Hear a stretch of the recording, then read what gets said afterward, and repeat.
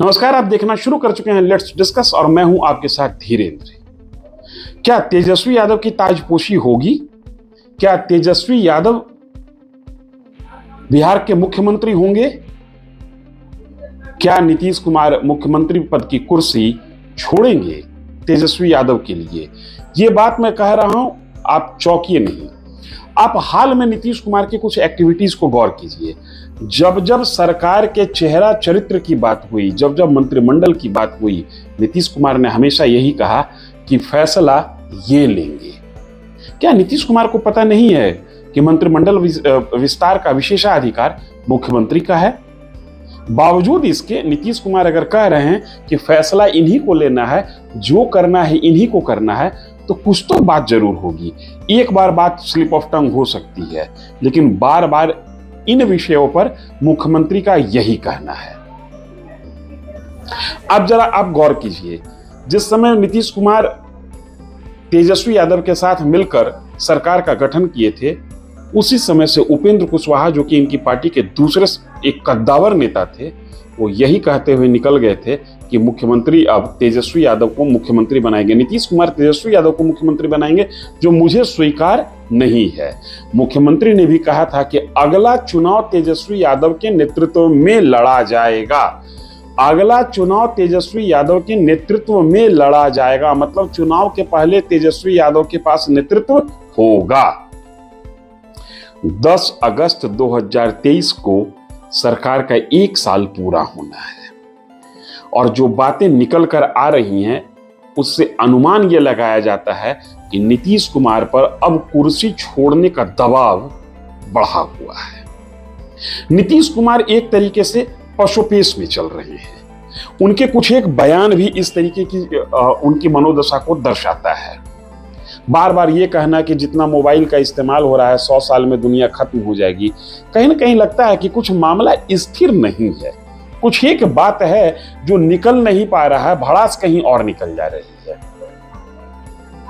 दरअसल उलझ गए हैं नीतीश कुमार, और उलझन आज की नहीं है।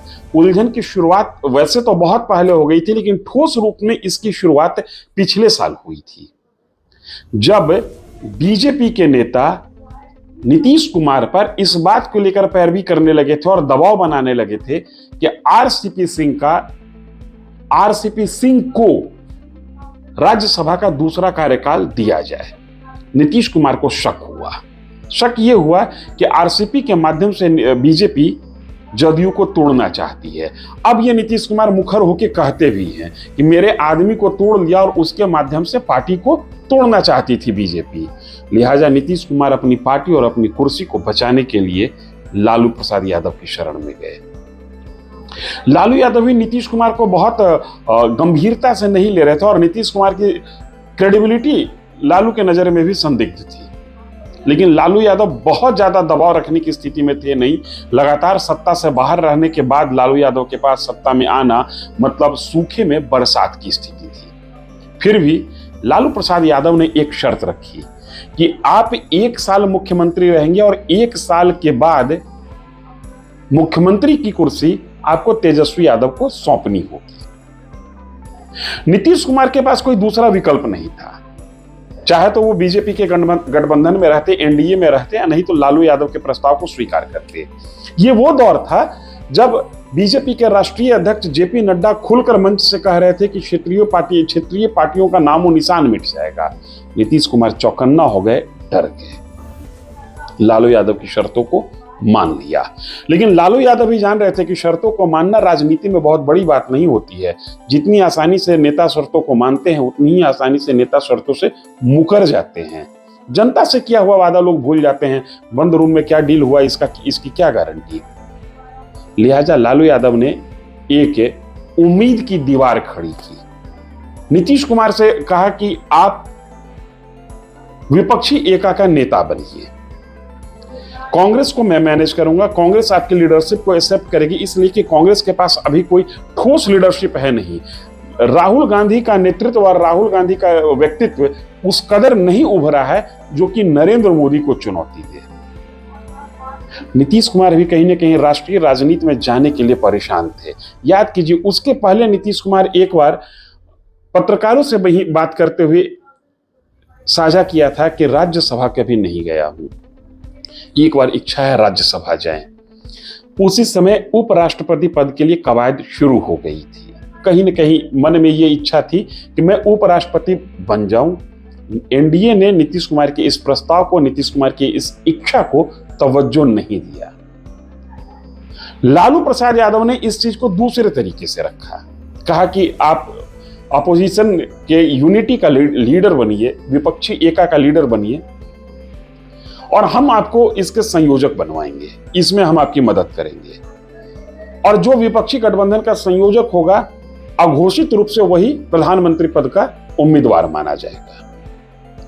लालू यादव की बड़ी अच्छी दोस्ती है, या ये कहिए कि बड़े अच्छे संबंध है लालू यादव के ममता बनर्जी के साथ। ममता बनर्जी ने भी यही बात नीतीश कुमार को कहा। नीतीश कुमार के मन में जो बातें आई होंगी कि दो क्षेत्रीय छत्रप आज की तारीख में मुझे राष्ट्रीय स्तर पर ले जाने के लिए तैयार दिख रहे हैं, इसलिए इस प्रस्ताव को स्वीकार करने में कोई दिक्कत नहीं है। याद कीजिए, जब केसीआर आए थे पटना, प्रधानमंत्री पद की पर जब सवाल पूछा गया, प्रधानमंत्री पद के लिए चेहरा का जब सवाल पूछा गया, तो न खुलकर केसीआर बोले और न खुलकर नीतीश कुमार बोले। वैसे नीतीश कुमार की एक आदत है, ये खुलकर अपनी बात को नहीं रखते, अपनी इच्छा को ये खुलकर जाहिर नहीं करते, इनके लिए दूसरे लोग बोलते हैं। नीतीश कुमार पीएम मटेरियल हैं, नीतीश कुमार जहां से चाहे वहां से चुनाव लड़ सकते हैं। इस तरीके की बातचीत शुरू हुई। नीतीश कुमार धीरे धीरे विपक्षी एका के नेतृत्व को संभालना इन्होंने शुरू किया। 23 जून 2023 को पटना में पहली बैठक हुई अपोजिशन की, महागठबंधन जिसको कहा गया।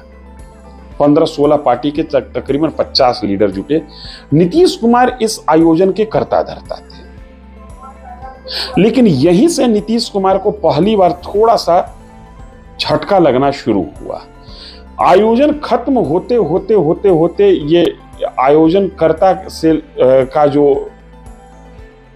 उपाधि इनको मिली हुई थी, आयोजनकर्ता के रूप में जो प्रसिद्धि, जो ख्याति इनको मिल रही थी, जो रिकॉग्निशन वो इनको मिल रहा था, वो रिकॉग्निशन धीरे धीरे लालू प्रसाद यादव की ओर शिफ्ट होता दिख गया। हुआ कि संयोजक कौन होगा इसका ऐलान अगली मीटिंग में होगा। शिमला में मीटिंग प्रस्तावित था, मीटिंग बेंगलुरु में हुआ, लेकिन वहां संयोजक नीतीश कुमार होंगे इसका ऐलान नहीं हुआ। संयोजक कौन होगा इसका ऐलान ही नहीं हुआ। हुआ तो ये कि उस मीटिंग में, बेंगलुरु की मीटिंग में, नीतीश कुमार से ज्यादा तवज्जो मिल रहा था अरविंद केजरीवाल और ममता बनर्जी को। कांग्रेस फ्रंट पर खेल रही थी, चूंकि बेंगलुरु की मीटिंग की आयोजनकर्ता कांग्रेस थी, लेकिन कांग्रेस सबसे ज्यादा वैल्यू देती हुई दिखी अरविंद केजरीवाल और ममता बनर्जी को। ममता बनर्जी वो चेहरा है आज की तारीख में जो बीजेपी के खिलाफ सबसे ज्यादा एग्रेसिव है। एक तरीके से बीजेपी के खिलाफ ममता बनर्जी एक आइकॉन बन चुकी है, और अरविंद केजरीवाल को मैनेज करना कांग्रेस की मजबूरी है, क्योंकि अरविंद केजरीवाल की पार्टी एकमात्र पार्टी है उस गठबंधन में कांग्रेस के अलावा जो एक राज्य से ज्यादा दूसरे राज्य में भी वोट ट्रांसफर कराती है और दूसरे राज्य में भी जिसकी उपस्थिति है। नीतीश कुमार को थोड़ा असहज महसूस हुआ। नीतीश कुमार प्रेस कॉन्फ्रेंस छोड़ के पटना लौट आए। अब स्थिति यह है कि 10 तारीख आने को है। दबाव यह है कि साल पूरा हुआ, वादा पूरा होना चाहिए। लेकिन लालू प्रसाद यादव भी बखूबी इस बात को जानते हैं कि नीतीश कुमार सीएम की कुर्सी नहीं छोड़ेंगे जब तक कि दूसरी कुर्सी इनको मिल नहीं जाए, और मुख्यमंत्री भी इस बात को समझ रहे हैं कि जब तक मैं सीएम हूं तभी तक मेरी पार्टी है। क्षेत्रीय पार्टियां किसी आइडियोलॉजी पे बेस्ड नहीं होती है, व्यक्ति पर बेस्ड होती है, और व्यक्ति के पास पावर जब तक होता है तब तक पार्टी बनी रहती है। ऐसे में आप सवाल कर सकते हैं कि लालू प्रसाद यादव लंबे अरसे से पावर में नहीं है, उसके बावजूद उनकी पार्टी उनके साथ बनी हुई है। वजह इसके पीछे ये है कि लालू प्रसाद यादव भले ही सत्ता में न हो, लालू प्रसाद यादव की पकड़ जनता में अभी भी बनी हुई है।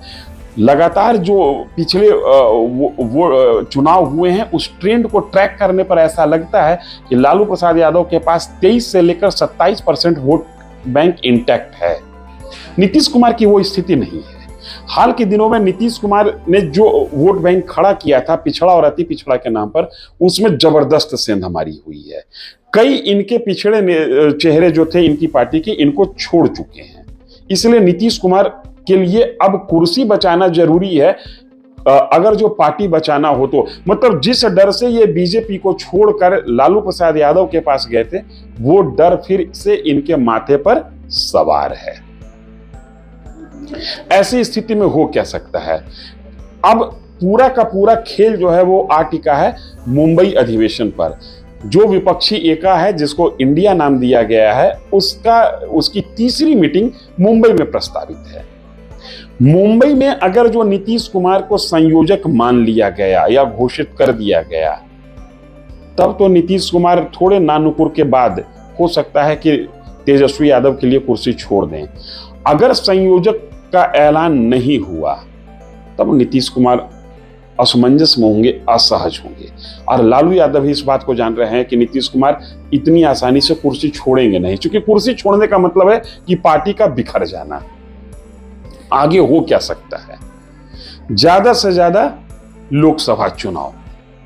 लोकसभा चुनाव तक लालू यादव को शांत रहने के लिए कांग्रेस भी कह सकती है, और लालू यादव भी इस बात को समझ सकते हैं कि लोकसभा चुनाव तक अगर शांत रहते हैं तो लोकसभा चुनाव में हमारी पार्टी की भी संख्या 0 से आगे होगी। वर्तमान लोकसभा में आरजेडी 0 पर आउट है। लेकिन इसी के साथ एक दूसरा प्रश्न भी खड़ा हो रहा है। लोकसभा चुनाव समाप्त होगा 2024 के मई में। उसके बाद से बिहार विधानसभा के लिए ज्यादा से ज्यादा 16 से लेकर 17-18 महीने के समय मिलेंगे, मैक्सिमम 16 महीने का समय मिलेगा।